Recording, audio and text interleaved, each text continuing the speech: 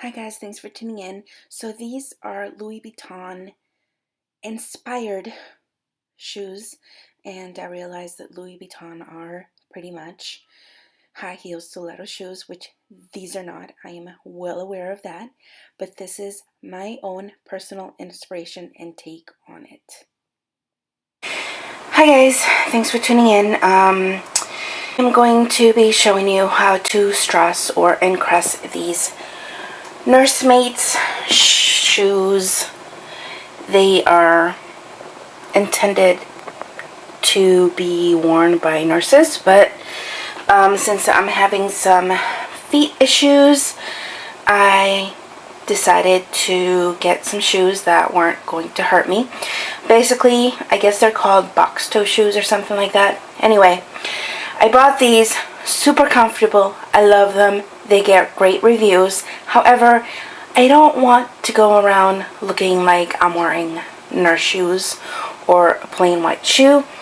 So I am going to turn these into, or I should say I have started to turn those into that. So this is this exact same shoe, as you can tell, and I just added some crystals. These crystals are from AliExpress. Unfortunately, I cannot and will not be sharing the seller, and this will be why. I ordered AB crystals, and as you can see, not all of these are AB crystals. That and the one that's turned upside down on the left hand corner is chipped right there, as you can see, and this one up here is, let me sit still and hopefully it'll focus on it. It is completely flat. So I have yet to find a reliable crystal supplier. Don't ask me how many I used. I don't know. I have a bunch of random crystals, so I don't know how many I use, nor am I going to sit here and count every single one of them because I want to finish doing the back of this shoe.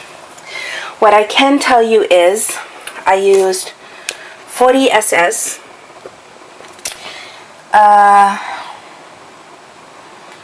I think those are 34 SS. These are unknown. These are definitely 20 SS. These are 12. The ones on the left hand side are 12 SS. And those are absolutely tiny. I have no idea what size they are.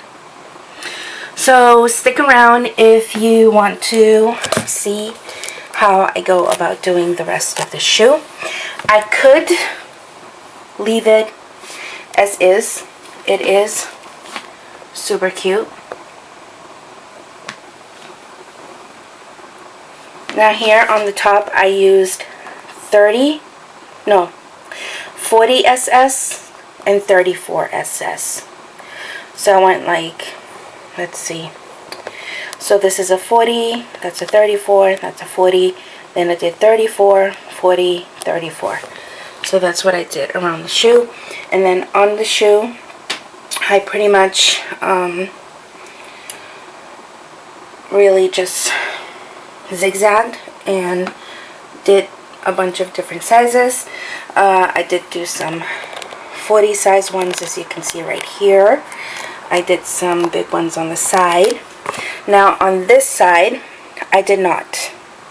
I tried to keep it 20 SS and 12 SS because I think in my particular case, when my shoe rubs right here, I was afraid that if the stone was too big, I was going to crack them. So on the side and also on the tip where I know I'm rough on my shoes, I didn't use any 40 SS. What I used, if you want to know, This is a grease picker-upper mechanical pencil that I got from Office Depot many years ago. E6000 glue, syringes, and stay tuned if you want to see how I do this. Alright, my thumb finger is going to be shorter than the rest of my other nails because, well, I needed it to be small for now since I'm going to be working on this project. Here's the E6000. This is very hard when you're doing it behind camera. There is not going to be any rhyme or reason as to how I go with this as far as the sizes, other than what I already mentioned. I'm not going to put the 40 SS where I tend to hit my shoes frequently on. Now when you're working with this glue, I highly recommend to have all of your windows open. Again, as I mentioned on my previous videos, everyone is different. This smell may not bother you. When I don't open the windows, I tend to have a headache, get a headache. So just keep that in mind. And some people are probably not even going to be fazed by the smell of this glue, and some people may not stand it. So if you're thinking of doing this, they do sell travel size E6000s. Obviously you get more bang for your buck when you buy the larger one, like the one that I have right now. But that's just one way. Or maybe you can even buy it at a store, Michael's or AC Moore or whatever it is, any craft store, and ask them what their return policy is if you can't, you know, stand the smell of the glue. I'm going slowly because I'm trying to get as least air bubbles as possible. And as you can see, I slant it to the side. Air bubbles are just no fun.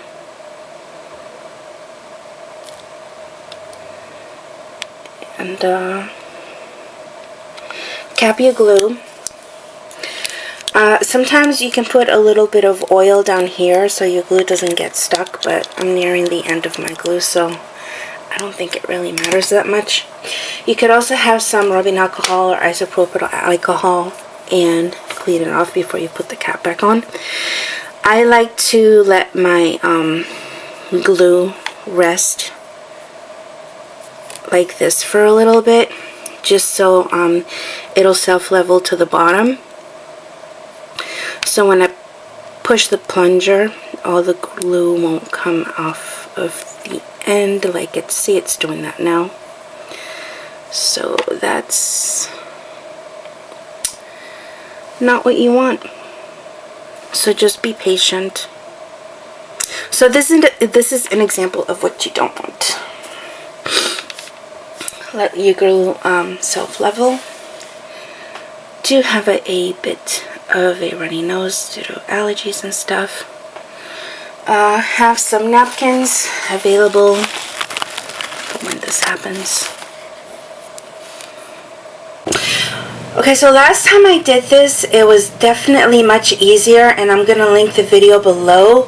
It was a pair of Converse, and the reason why I'm saying it was much easier, it was actually because I was only using one size stone. So I didn't have to go from 1, 2, 3, 4 size stones or 4 boxes. So this is definitely going to be a challenge for me. Bear with me, I'm in a point and shoot, and I'm gonna do my best.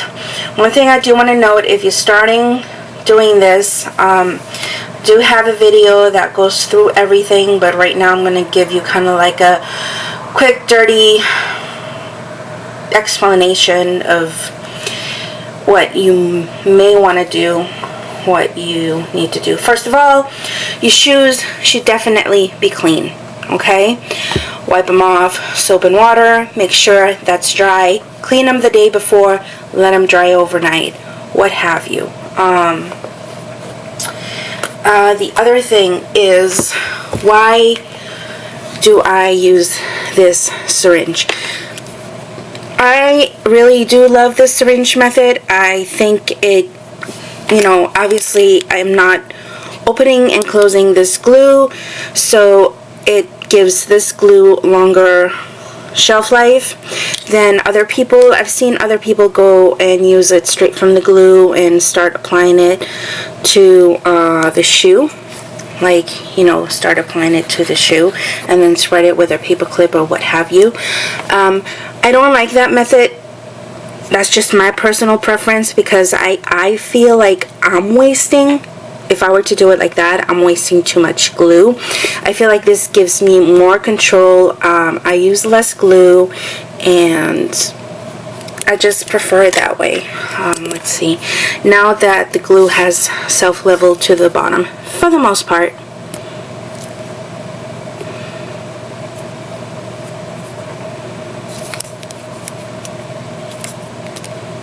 Gonna start working, and like I mentioned,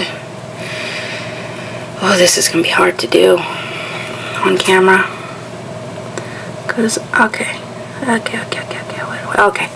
you see that? That's coming on the tip. So I want to go around the top first, and this is, again, I'm sorry you guys, I'm doing my best here with a point and shoot, so let me do 10.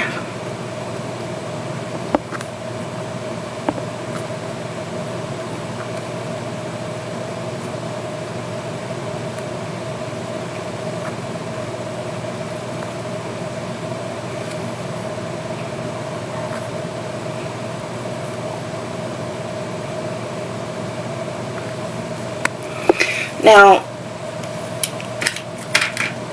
you do have some wiggle room with the glue, maybe about 10 minutes or so.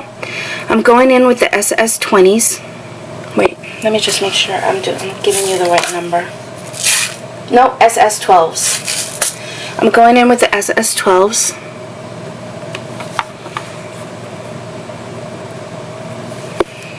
And you also want to have another tool to move your stones around if you want to.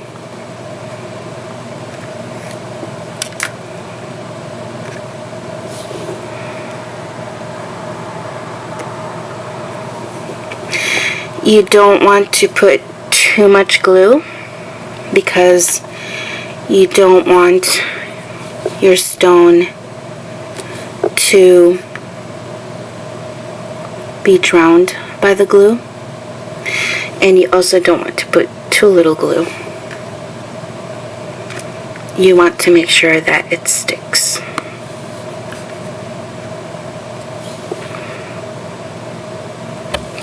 I'm going in with the smaller ones here, because I feel like,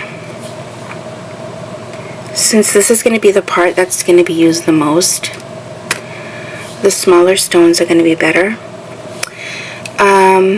It's okay if you get black grease on your stone, like I did on that one.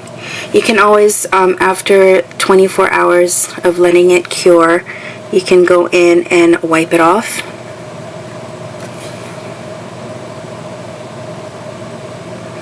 So at this point,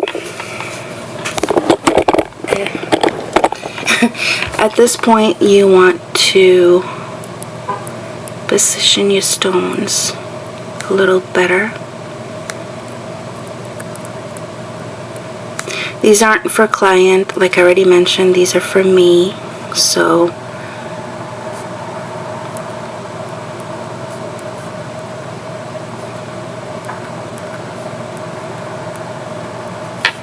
okay, after your first row, well, your first row basically.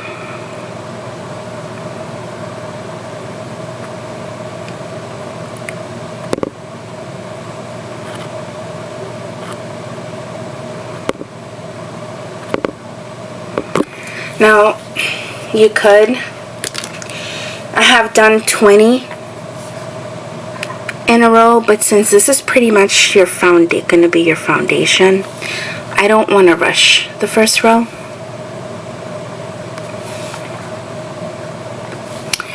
And from this point on, I'm going to speed up the video. I'm really sorry, I'm probably not going to add any music to this part because YouTube has gotten extremely strict and censoring people.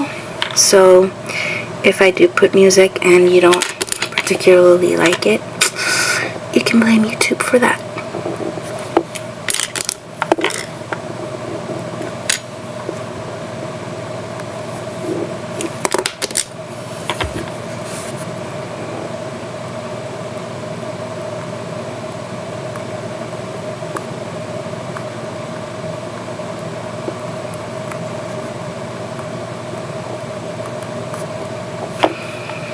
Now, if you see like there's too much glue, this is why it's good to have a napkin around. There is, like I mentioned, a little bit of wiggle room, and you can remove it.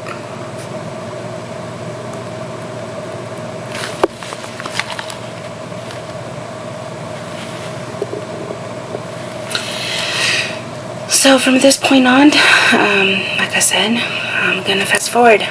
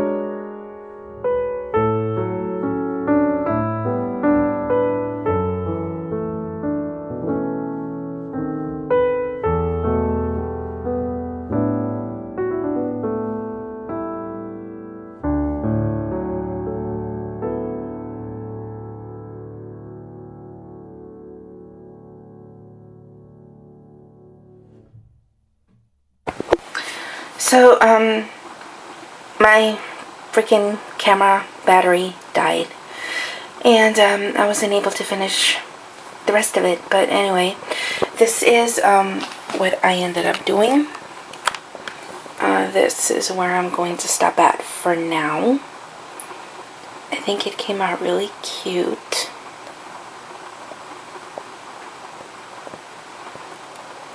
I have decided to leave this white, you know, this part white for now. Who knows, I might change my mind, but that's what I decided, to leave that unfinished and give it, you know, a different look.